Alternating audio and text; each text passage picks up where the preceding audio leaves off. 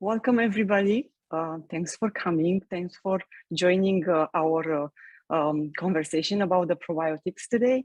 And I'm happy you take a little bit of time from a busy holiday season to give a chance to say hello to our guest today and have an exciting discussion about probiotics. Our guests today are coming from they bring the sun from Madrid and from the north of Spain.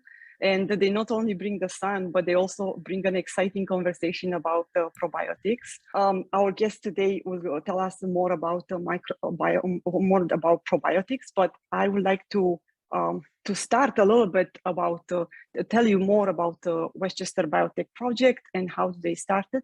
Joanne, the executive director, she's not yet here, but she's going to join us probably a little bit later on, and she's going to tell us, maybe ask us more questions. But I will brief you a little bit about the Westchester Biotech project and how it started.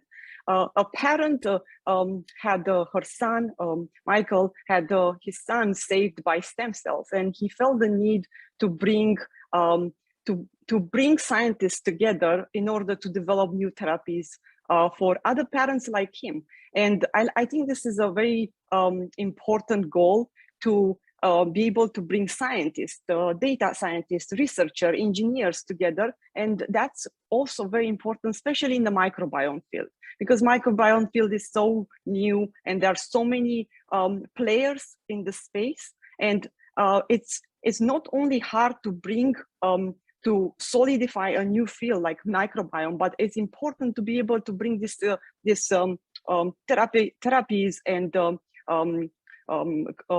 diagnostic tools which a microbiome provide to the market and to the patients, and that's the most important part of microbiome. And our mission is always to bring scientists, data scientists, and researchers together. And it's important all those pieces to be together and start the conversation. And Kit Boschan, the CEO in the Institute for Life Science Entrepreneurship, he's going to maybe join us later for questions.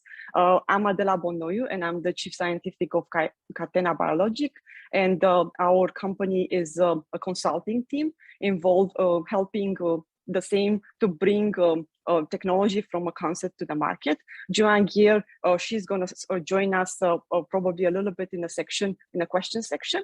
And here we have more information about the guests which have come to Westchester Biotech and have answered questions and have create this multidisciplinary platform where scientists come together and people come and ask questions and bring those technologies. I would like to introduce today our first speaker, Esther Jimenez. She's the project director at the ProBesearch, and she's going to talk us today about probiotical therapy, the research and the development of a new probiotical solution.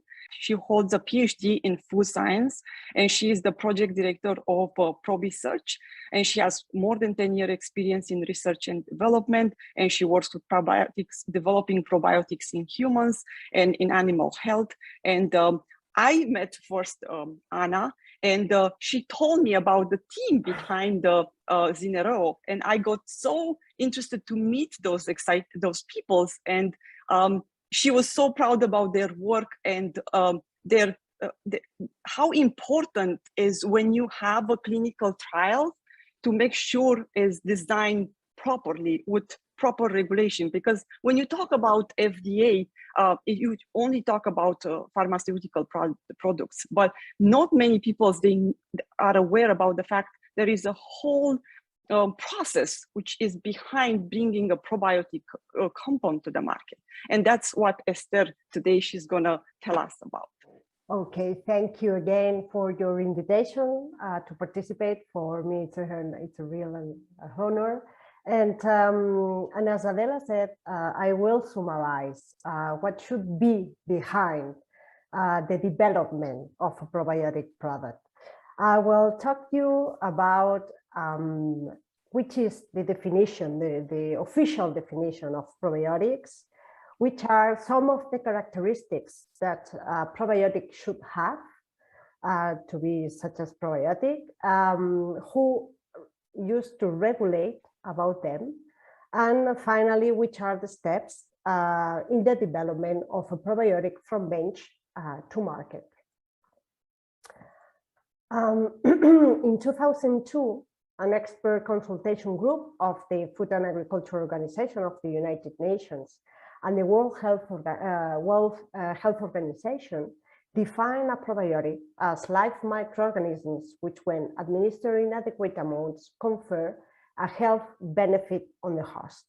And this definition has been official and the only one since then. Although an expert panel was convened in October 2013 by the International Scientific Association for Probiotics and Prebiotics to discuss about this issue, the issue of the probiotics. They stated that the definition made by the FAO and the World Health Organization was really the one that should be with, but just with minor grammatical corrections. If you see, there are just 2 commas. And this definition from them was reinforced as relevant and sufficiently accommodating for current and anticipated applications for probiotics. This group of experts from ISAP additionally review some of the inconsistencies that were that they detected between this expert consultation report from the World Health Organization and the guidelines that they also published in order to select the correct probiotic strain, or which were the characteristics that these probiotics should have. They ask for a more precise use of the word probiotic that could be useful for clinicians and consumers. So they differentiate between those products that here you can see a framework for different probiotic products. And in one hand, we have those that show evidence for health benefits, and depending on the nature of the benefit. But probiotics can have different means of administration, can have different means of target species, host species like humans or animals, can target different populations, infants or elder people, can target different sites, the gut. Mainly we always think in our gut when we think in probiotics, but there are all other mucosas, distant mucosas that can be also be beneficiated by these probiotics. There is also different efficacy endpoints and different regulatory categories. This group of experts stated that, of course, all probiotics must be safe for their intended use. And as I said, they differentiate between this probiotics group from those other not considered probiotics, that are those fermented foods with undefined microbial content or undefined consortia. For instance, nowadays there is really nice and very in-depth science behind the microbiota transplants, but this cannot be considered as probiotics. It's true that there are other fermented foods that have enough evidence that supports the beneficial relationship between them and different reduces of risk of certain diseases, such as, for example, it has been described that some fermented dairy products have been associated with a reduced risk of type 2 diabetes, less weight gain, or for instance, there are some other observational studies with yogurt with yogurt products, and where it has been shown at reduced levels of triglycerides, glucose, a lower systolic blood pressure, a better insulin resistance compared with non-consumers of yogurt. So as I said, there are the probiotics, and additionally there are other fermented foods with proven beneficial effects on the health. But there are two different things. Unfortunately, there are many products with the word probiotic in their labels that are not and cannot be probiotics, such as those that you can see in this slide. Unfortunately, the marketplace has many products carrying the label probiotic, but too often they don't meet the definition or the minimum criteria, such as the defined content or the appropriate viable count, or at the end of the shelf life and of these products. So watch out and look at these products, because maybe they are not properly probiotics. Which are the probiotic characteristics? Well, there are as I mentioned before, the World Health Organization together with FAO define or describe this, publish these guidelines for the evaluation of probiotics. I will talk more in depth later, but and overall, you can see that it's very important, the identification, the functional characterization with these in vitro and in vivo tests, the safety assessment, if overall, if these strains of this bacteria are not in the QPS list of EFSA qualified presumptive of safety, or it's not considered as GRAS by the FDA. It's very important, the efficacy evaluation. As Adela said, clinical trials are very important for probiotics when we are looking for beneficial effects on different indications.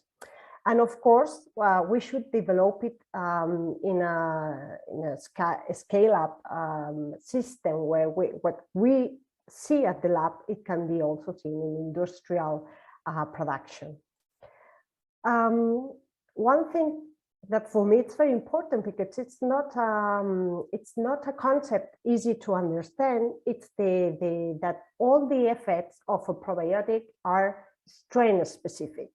That means that the effects of one strain, even it belongs to a very well-known lactobacillus, for instance, lactobacillus species, may not have the same probiotic characteristics that other strains in the same species. This is not really true, but I like to use this slide for the strain concept. All of us are belong to the Homo sapiens species, but for sure that inside the Homo sapiens species, each of us are a different strain. So we have to think that this is also happening with the probiotics in any or with any other microorganisms. To belong to a species, inside a certain species, there are many strains with different characteristics. And among these characteristics, some of the most important are those related with the antimicrobial activity, such as pathogens inhibition, the production of bacteriocins that are similar to antibiotics, but produced by bacteria. All of them have this antimicrobial activity. Some of them are able to produce hemolysis that we should consider. It's important as well, the adhesion to intestinal cells, the gut survival to ensure that our strain is able to reach our intestine alive, and the immune response, that it's super important because it is already stated the relationship between probiotics and our microbiota and our immune system. Sorry, because I know that I run the time, but I will go a bit faster. EFSA is the agency that regulates probiotics in Europe, and FDA is the one that regulates in the States. These are the main ones. For sure, there are other agencies all over the world. EFSA, for instance, publish every year a list of the QPS bacteria and other microorganisms that can be used as probiotics, while the last guidance of FDA was published in 2018. We have also to consider that there are other stakeholders that are linked to the probiotics field, but they should work together, and there is no apparent reason for obstruction among them, and all of them are important. Here there is, which is the probiotic development and how the level of scientific proof increase together with the financial input that it's needed for this development, and also which is the business commitment that also increased at the end, overall at the end of this process. More specifically, the identification of the strain is very important. As I said, it's important if it's possible to do it through the complete genome sequence of this strain, in order to know if it has also antibiotic resistance, for instance, or produce different virulence factors. It is important to perform clinical assays in order to look for the safety of the strains, but it's super important to perform clinical assays in order to ensure the efficacy, the dose response, replication of findings, biologically plausibility, different steps that we should like if it was a drug, because we are looking for a response, for a beneficial effect in most of the occasions, very similar to different drugs. And very important at the end of the process, or while we are doing the clinical development, is the industrial development, the industrial production, the scale up. It's very important to ensure that we will have the same bacterial count of our probiotic at the end of the shelf life of our product, to ensure that we will always have this beneficial effect of our product. And that's all. Sorry for this almost 3 minutes, additional 3 minutes, but thank you very much again. And here is my email for your questions or whatever you need. Thank you. Thanks, Esther, for presenting us and in a way brings a little bit of light on those steps which are behind the scene. And I think it's important for us to understand probiotics are important to our life, and they are highly personalized for each of us. And I think this is the message we always should carry with us. And it's a lot of marketing. That's the problem. The problem with probiotics is the fact marketing, everybody puts probiotic. Soon we will see it on a shoe. You know what I mean? I think that happened with gluten too. And I feel like there is a hype and there is marketing. And what I was attracted, what my attention was attracted about when Anna was talking about how important is to pay attention to the clinical trials and do a good work behind the scene. And I feel like this is, in a way, probiotics are hurt by this hype which is on the market. And I feel like probiotics can help people which they suffer from Alzheimer's to autism, and also improve the efficacy of chemotherapy. But because some companies, they use probiotic everywhere, we lose the trust. And in order to gain trust, we need specialists like you, like Anna, to bring us inside of your facilities in a way, and to make us understand how important it is to pay attention to those details and the science. Because they're probiotics, that doesn't mean you don't need to pay attention to the details of how you select how you test them, how you bring them in a clean process to how you manufacture them, and after that, how you distribute. But more a little bit in a moment after, I would like to introduce you to Anna. She actually started my idea to bring you together today on a probiotic journey, and her passion for her own work sparked my interest, and today she's going to talk us about, she's a director at Zinereo Pharma. She's going to, I like the title, the 360 probiotic journey from the concept to the market, because we need to understand the whole journey and which are the players involved in this journey.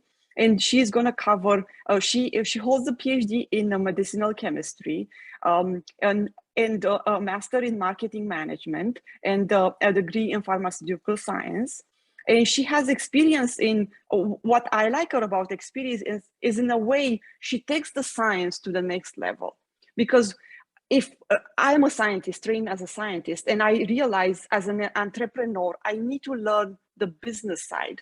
And a great idea can get buried in between the layers of complexity on the research, but we need people like Anna. We need to bring them in a marketing and make them, in a way, our mission is to help patients. And we are just people's on this journey, and helping the patients, it's always the goal. And to be able to do that, we need to be able to be efficient through marketing. We need to do good quality on the research, on the clinical side, as well as bringing to the last step. Because if the product gets lost somewhere in this bureaucratic business journey, other products, which they kind of force us to look at them, they are screaming at us in a way. They never get a chance to see the journey, the light of, they never got a chance to go to the patient side. And today I would like to introduce Anna. She's going to tell us more about probiotics and this journey which she's always doing with her team. First of all, good morning, good afternoon, or good evening. I think that we're having attendees from all over the world. And thank you so much for the nice presentation, Adela. And thank you, because it's really for us a pleasure. I also would like to thank you to Joanne in the name of Westchester Biotech Project, and to tell you that it's really a pleasure today to share our experience in Zinereo Pharma, and to say you that in company we really applied 360 degree in the probiotic arena, and with a pharmaceutical mindset. So today we are going to go through from concept to market, and I would like you to invite you to start our 360 probiotic journey. So we will cover topics like product development from concept to market, just see a little bit regarding drivers of consumer centricity, principal challenge that we face, also to see a little bit regarding the regulatory requirements, and something which is really challenging in nowadays when we have a pharmaceutical mindset, but we know we have to need to communicate with our consumers with a correct communication and with the correct point of view.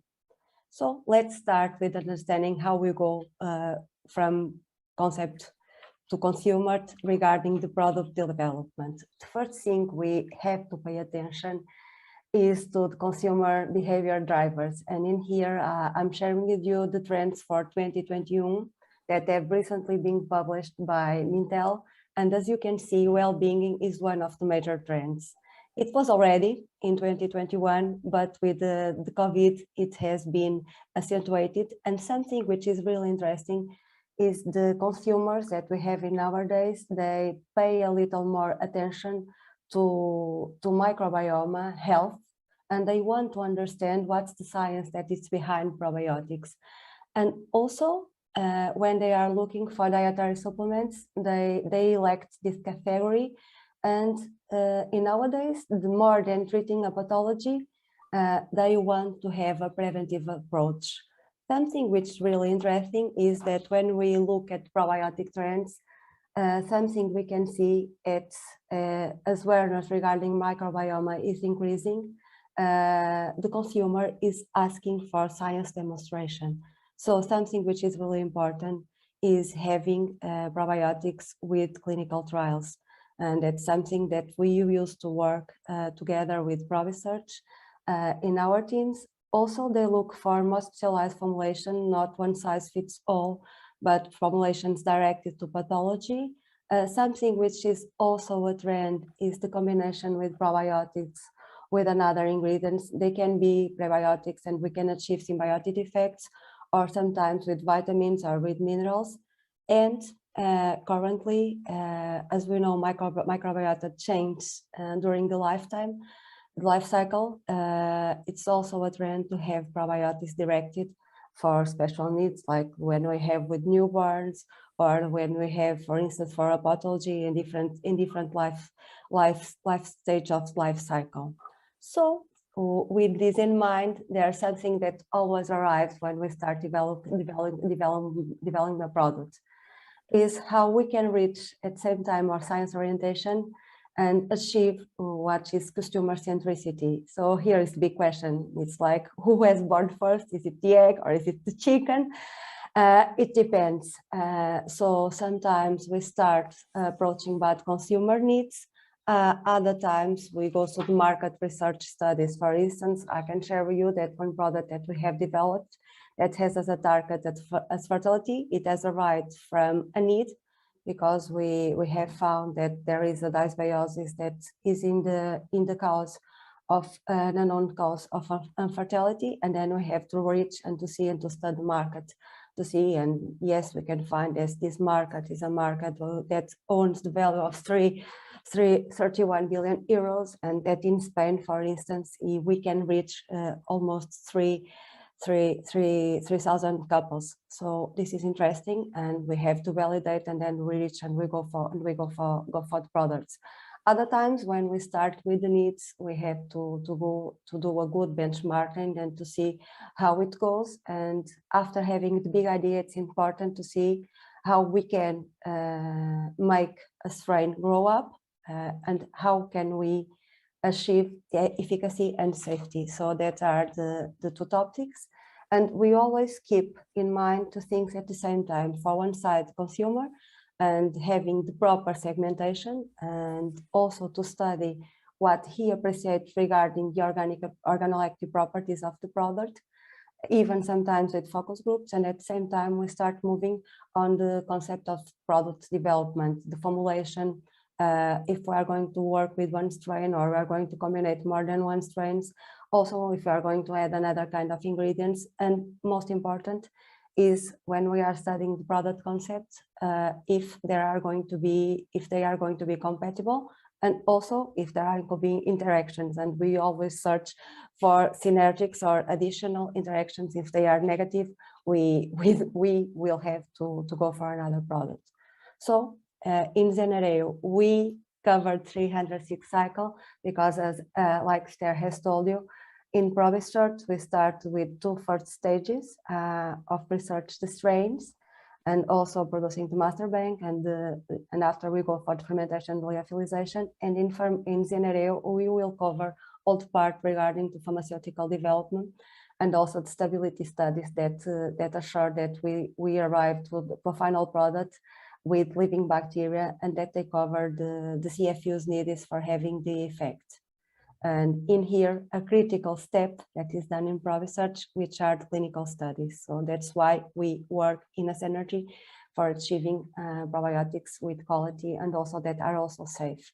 So that's why the quality and safety are our golden standards. And we know that these parameters are highly influenced by the way the probiotics are manufactured.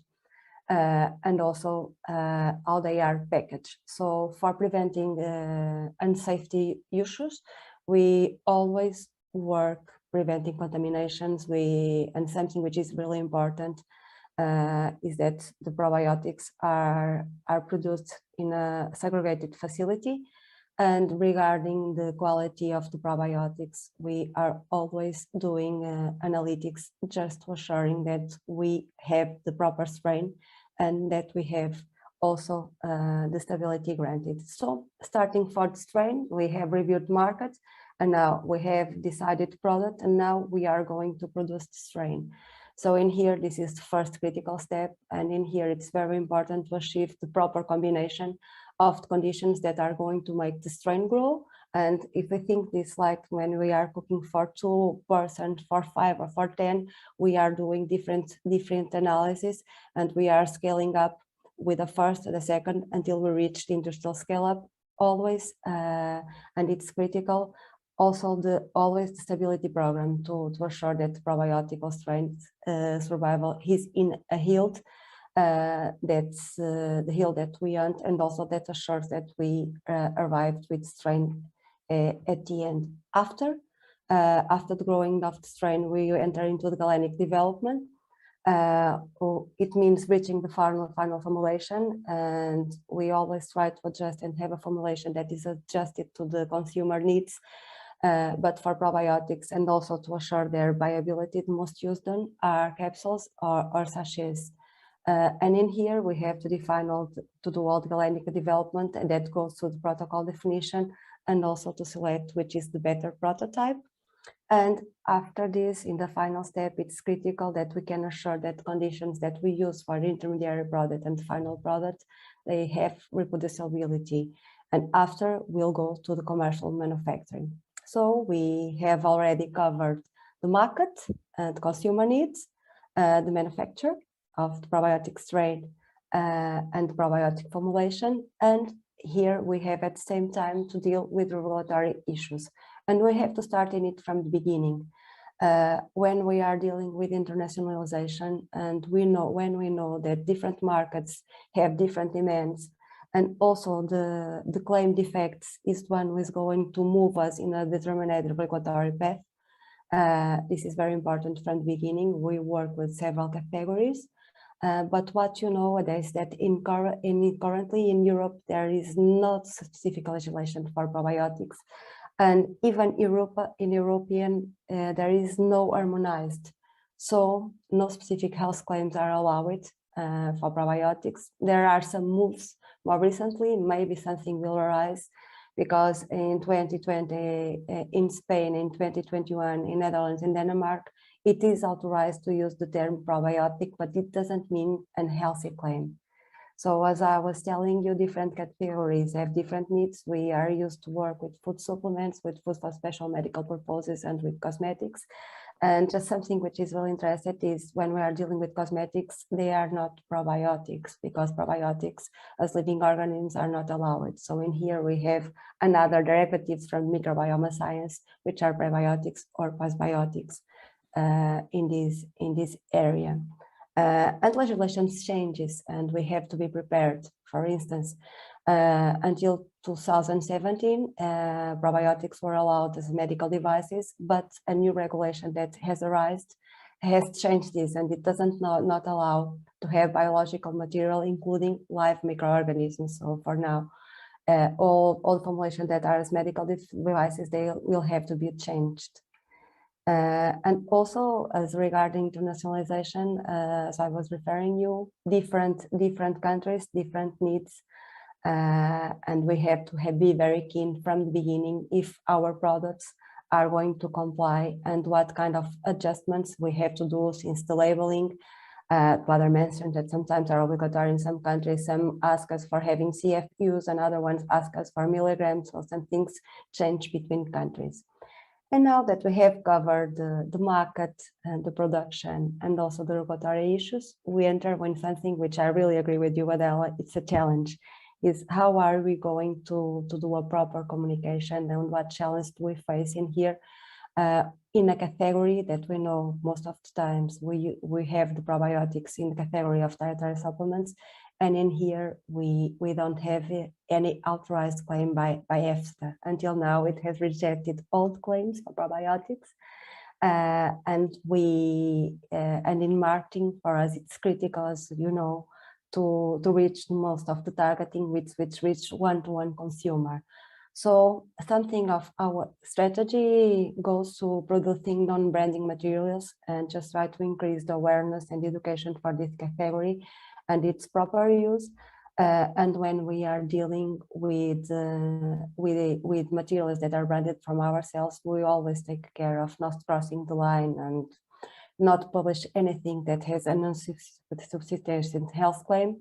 And something which also is very critical is how we are going to comply with the labeling regulatory and in a way that is appealing for the consumer. So in here, I think that the companies and the companies with a pharmaceutical mindset have a really important paper in which is increasing the awareness and the education also for this category.